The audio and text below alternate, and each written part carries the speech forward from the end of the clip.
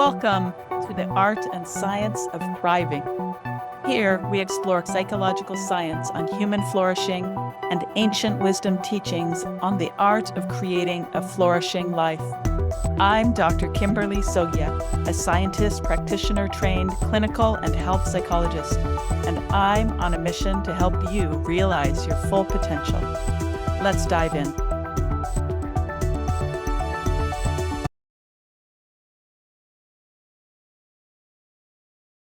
Happy International Self-Compassion Day. I'm so glad that you're here to practice. If any of you have sat with me before in the mindfulness and self-compassion trainings that we do, you will know that we start with coming into the present moment, unhooking from thinking and dropping into our five senses.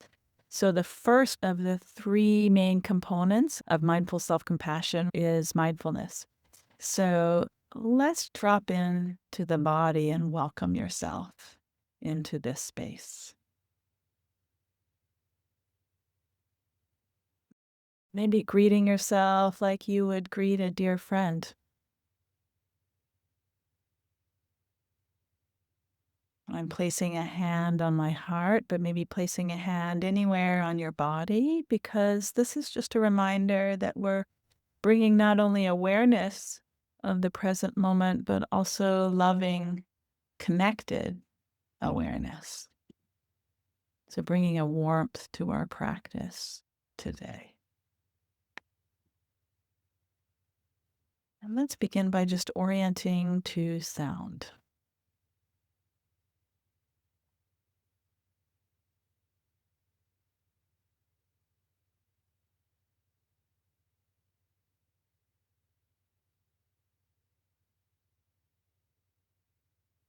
Maybe listening to the traffic outside on the street or the birds singing in the trees around you.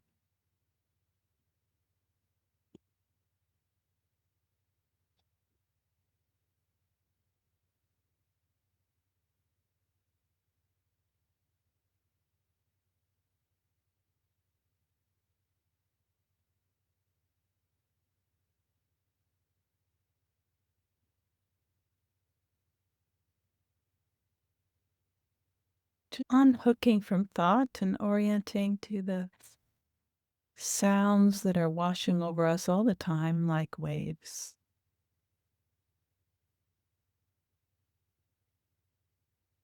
Coming into the five senses, knowing things as they are without being swept away or being cut off, just being here now. We've never been in this moment before.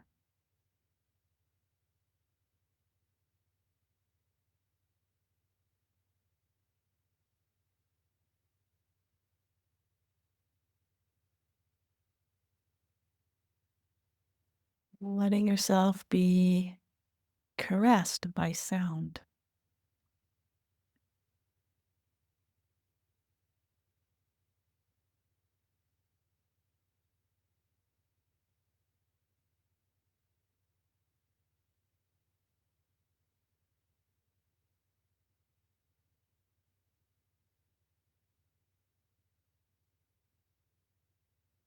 If the mind wanders, that's normal, just acknowledging this is how human minds are. So just unhooking and letting it go.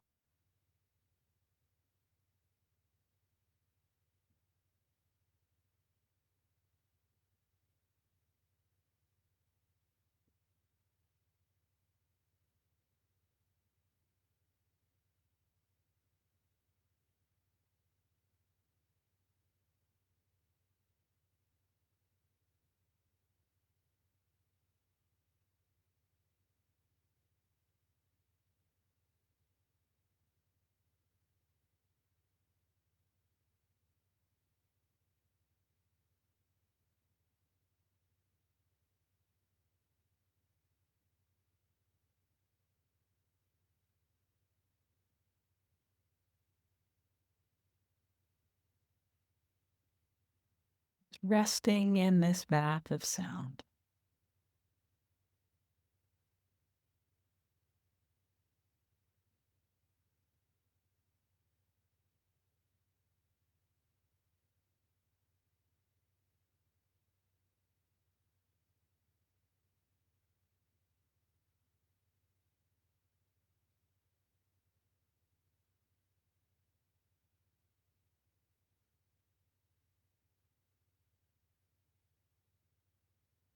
If it's available to you, opening to the continually changing landscape of sensations as well.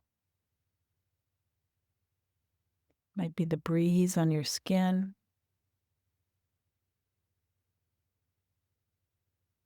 Might be your body resting on the seat or your feet touching the earth.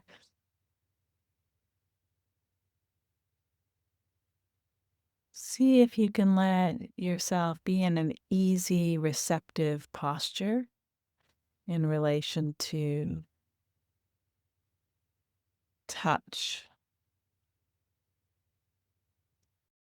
Letting your body rest heavily into the support of the seat, letting your feet rest on the earth, letting your hand rest against the body, feeling your clothing resting on your skin, opening to receiving these experiences of touch as well as sound.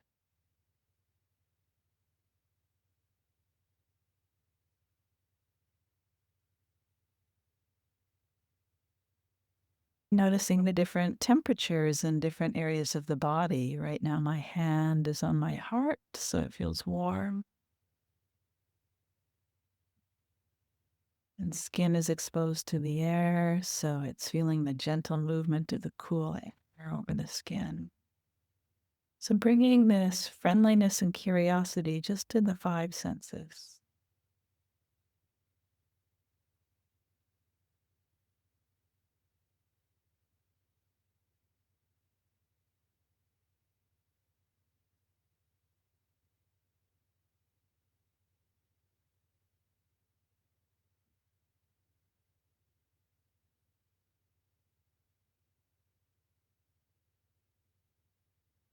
Nothing for you to do, no one to be, nothing to create, just opening to the full range of experience, whatever it is here, with sound and touch.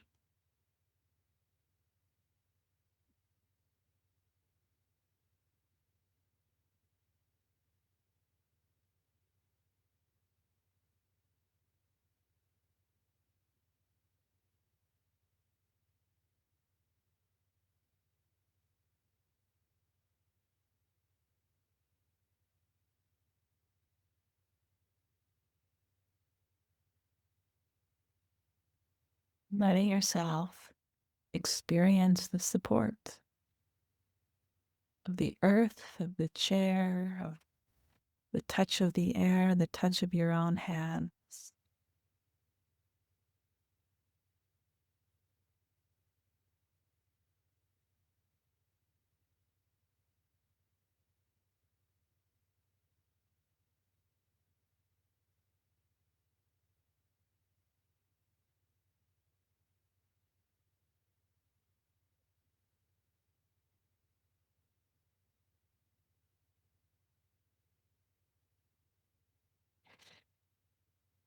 And now maybe opening another channel of the senses, gently opening your eyes if that's available, and just soft focusing. So a wide angle gaze.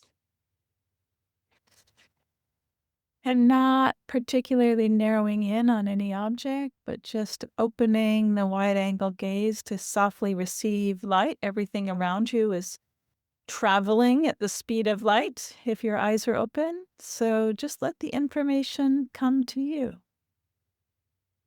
Maybe just noticing light, color, movement.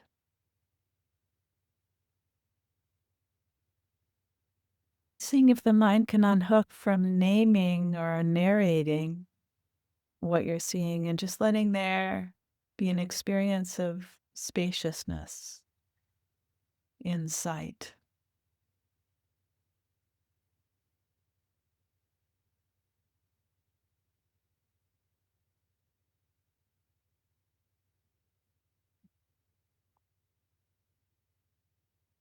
Oh. Noticing how it is just to give your mind a rest from forming perceptions or meaning about what's received and just letting yourself be in the constantly changing flow of receiving this information, sound, touch, and sight.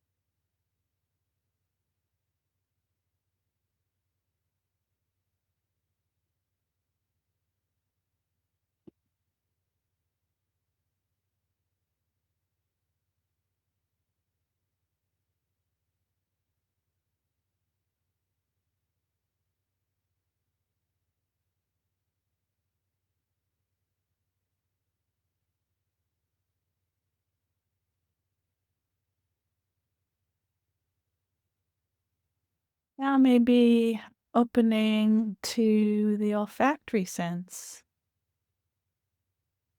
If you like, touching the hands, feeling the touch of the hands, and then bringing the hands to your nose. Maybe there's the scent of soap or your last meal.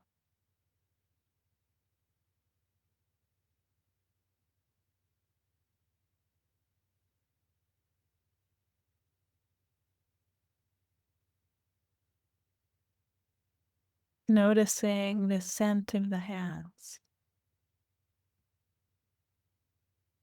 And as you rest here in the senses, sound, touch, scent, again, nothing to do but to receive this ongoing river of experience in sense consciousness, just resting here in this river. We don't need to get anywhere. We don't need to become anyone. Just allowing yourself to rest.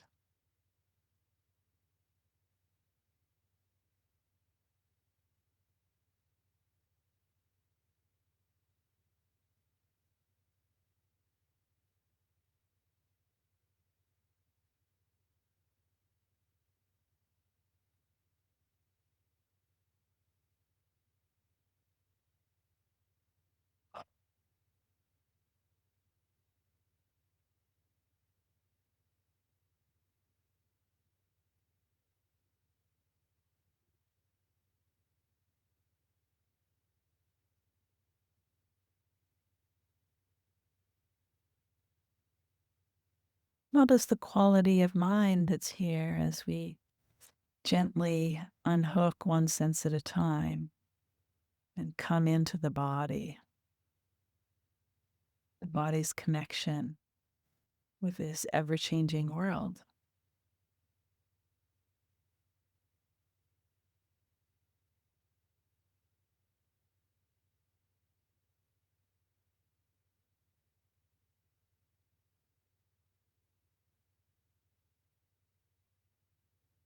Maybe opening to the inner landscape, to the sensations there. Heaviness, lightness, warm, cool, movement, and stillness.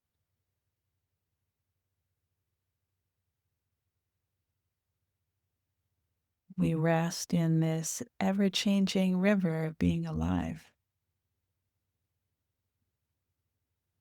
including pleasant, unpleasant, and neutral.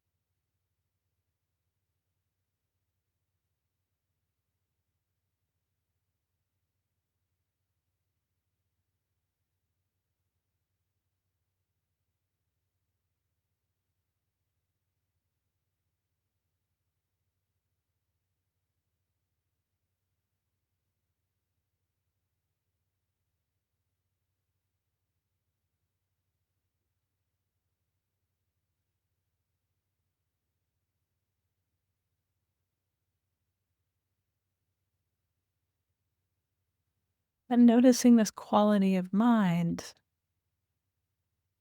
of being totally awake, paying attention in the five senses, but unhooked from self-making, judging, narrating, just resting here. And see if you can return to this home base of mindful self-compassion throughout the next little practice that we will do. It's the foundation of mindful self-compassion, and that is the quality of heart of equanimity that comes with mindfulness. You might have noticed it already, being a little more open to the full range of sense experience.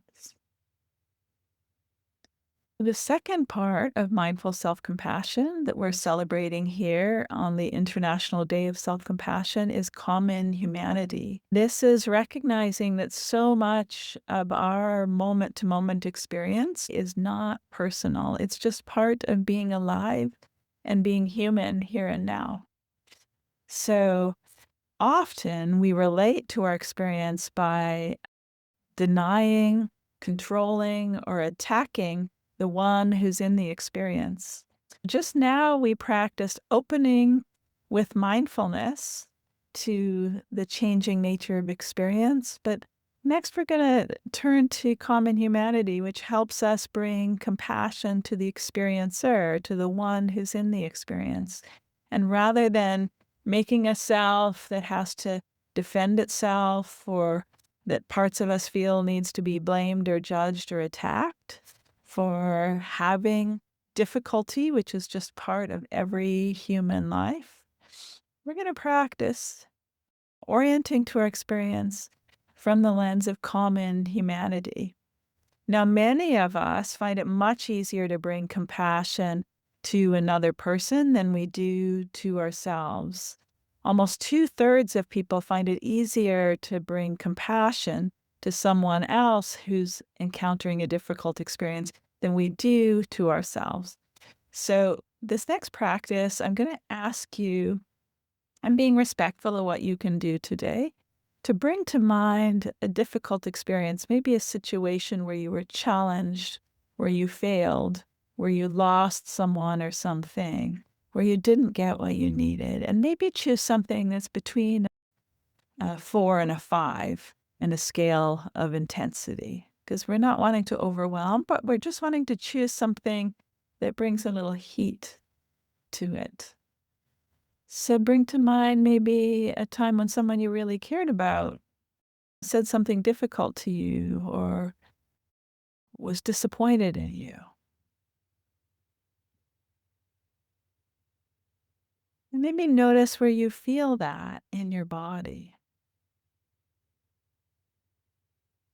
And see if you can already be practicing compassion, just letting your heart soften just a little, not to fix this or problem solve it, but just because this is how humans respond when they encounter pain.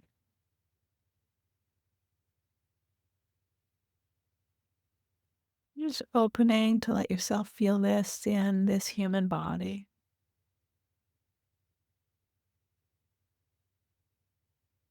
And if you can remember the situation in which this happened, see if you can really flesh it out. Who said what to whom? How are you holding your body? What was the sound of the voice that they had that you had? And what did you do next to make yourself feel better? So let the whole scenario run through on the movie screen of your mind, letting yourself feel it just a little.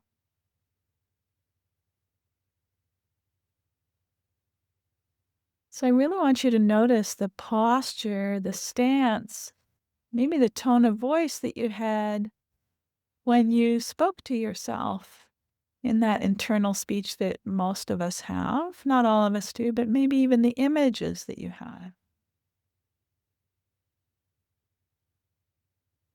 What was your body posture like in this situation?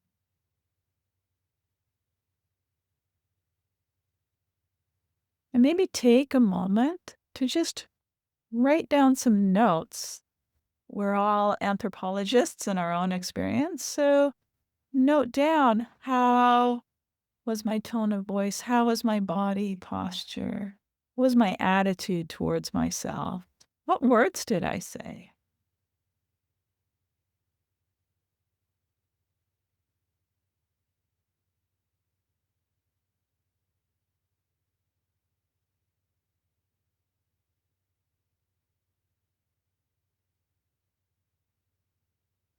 And we're not trying to make this different or make ourselves better than we are. We're just trying to know things as they are. So, knowing this is how it is, this is how I tend to respond to myself. And if it's available today, maybe just letting your heart soften a little for the parts of you that are burdened or hurt by being treated this way.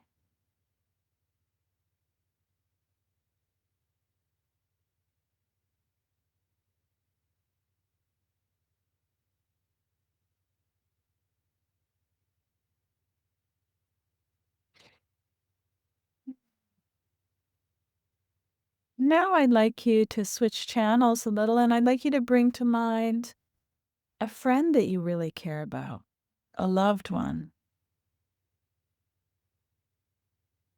And I'd like you to think of time when they were struggling, when they suffered, when maybe they had lost someone or failed or not had a need met.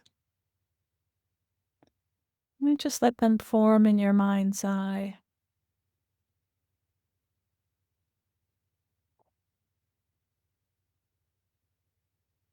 Really see that moment of pain or suffering in them.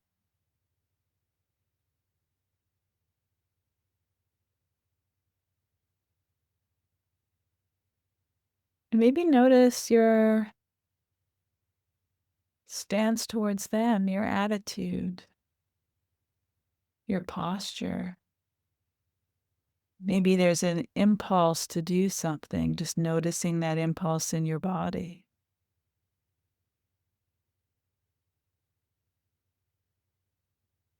Maybe notice your tone of voice. What words did you say to this loved one, or did you want to say to this loved one to free them from their suffering?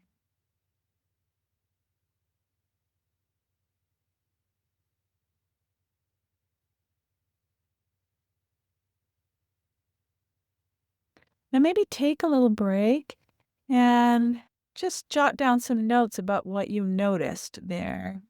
What was your body posture?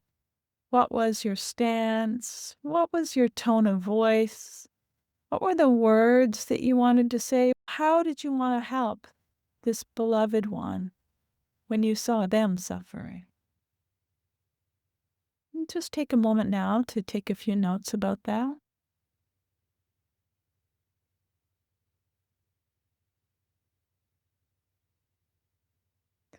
Now, what I'd like you to do is maybe place those two sets of notes next to each other and notice if there's any difference. Did you notice a difference between how you responded to yourself and how you responded to this beloved one?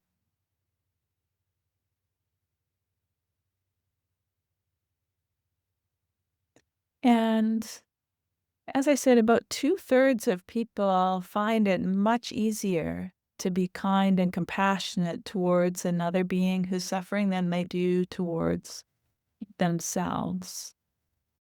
There's a certain percentage of people who find it relatively equal in compassion to themselves and others, and a small percentage that finds it much easier to be compassionate to themselves, to others. Now, we all have different conditioning, but this is just a little moment to notice what's true for you, what your relationship is to compassion. Can you not only let compassion flow outwards to others, but can you let it flow in from others, and can you offer it to yourself? So today, what we're celebrating is the International Day of Self-Compassion, the flow of compassion from the limitless heart that I believe everyone has, from self to the parts of us that are suffering, self-compassion. So we've gone through the first element of self-compassion, mindfulness. The second element, common humanity. Now we're going to just do a short practice on the third element, and that is kindness rather than judgment. Now, we all know that there are many ways to offer kindness, and those who study the human nervous system believe that the connection and kindness system is associated with the progeny retrieval system, they call it, in evolutionary psychology. It is what is essential to our survival. We humans have such a long gestation period, and it takes us so long in order to be self-sufficient that our flourishing, our survival is founded on our ability to be connected to one another. So think of a mother lion, how she would be with her cubs, a being who's tending towards a vulnerable young one. How do they comfort that young one or protect them? Very often there's proximity, there is physical warmth or touch, and then there are soothing vocalizations. So let's just start right now with maybe offering yourself something that really gives you a sense of being held. So I have a family member who loves a weighted blanket, so crawl under a weighted blanket if you need to. Or I also love just crossing the arms and placing the hands on the opposite biceps and just giving a gentle squeeze. So activating that connection and affiliative network just through proximity and warmth. Or maybe running the hands up and down the arms, soothing touch.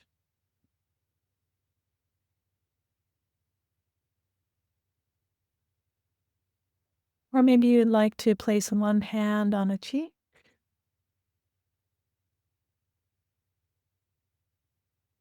or maybe holding the face in the palms.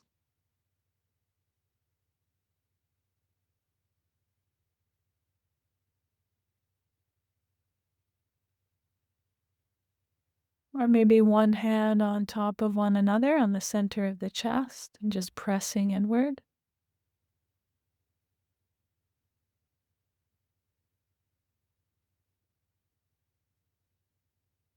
Letting yourself know that you are here for you. Or maybe making a fist, placing it in the center of the chest, and then placing a gentle hand over top. This is a form of yang compassion. We can also stand for ourselves, protect ourselves, use our voices.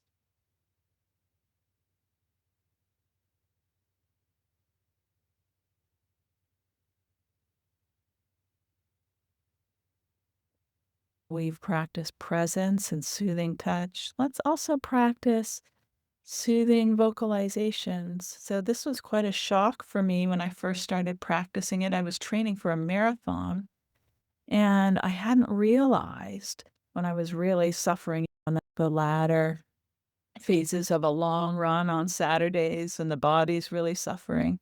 When I tuned into the inner monologue, it was very shocking. And I realized, oh, I need to shift this inner monologue into one of more kindness. I would never speak to anyone else this way. So I'd like you to imagine maybe that same good friend or beloved one. Maybe it's not a human, maybe it's a beloved being or a pet or a dog. Think of how you speak to this being, the tone of voice that you use.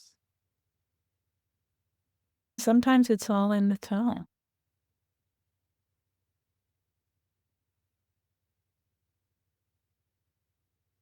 And even for these next few minutes, just experiment with speaking to your own being the way you would speak to this beloved being, the ways that you would let them know that you're here with them, that you love them,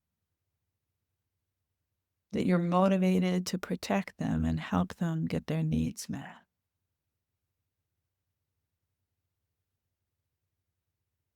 And it might be as simple as, I've got your back. I love you. I want you to be happy. See what comes to mind now.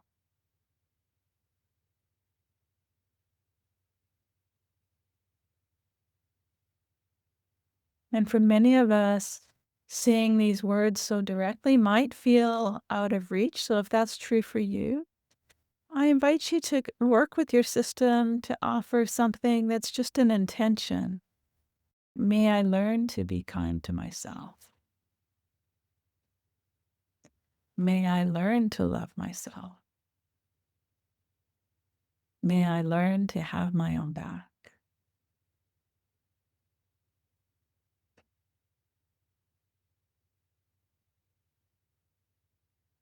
May I learn to keep myself safe.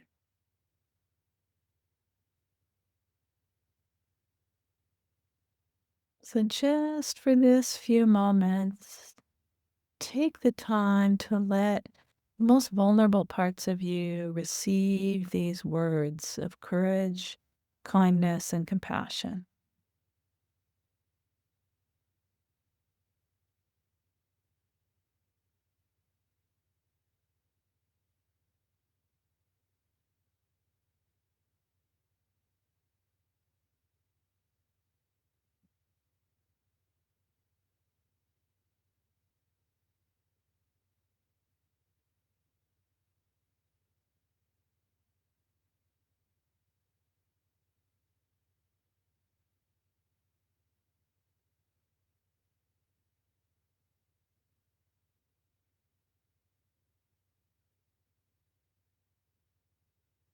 Let's just take 1 minute to offer ourselves a final shower of self-compassion, starting at the top of the head.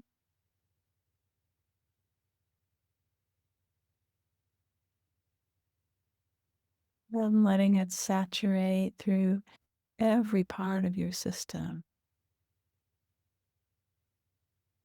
I love you. I'm here for you. I want you to be happy and safe.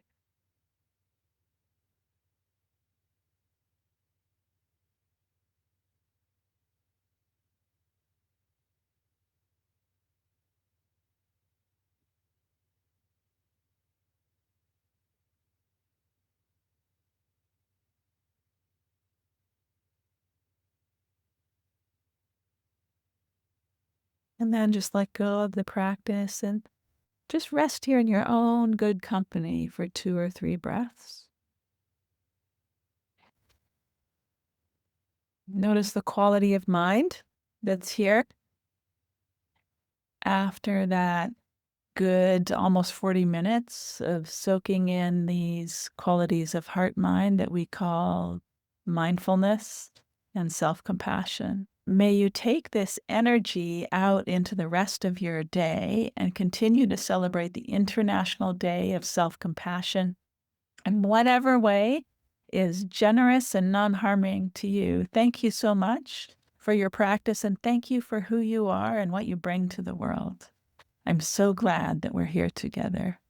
Keep going with the flow.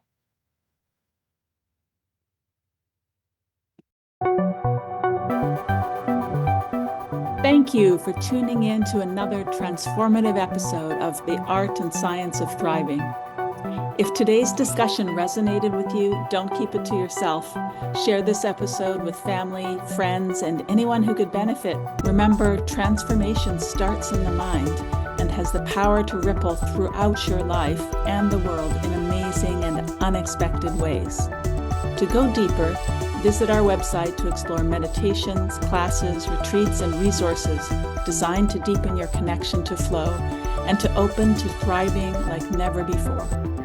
Don't forget to subscribe and leave a review to help us spread the word and foster a community of growth-oriented, flow-loving individuals. Until next time, keep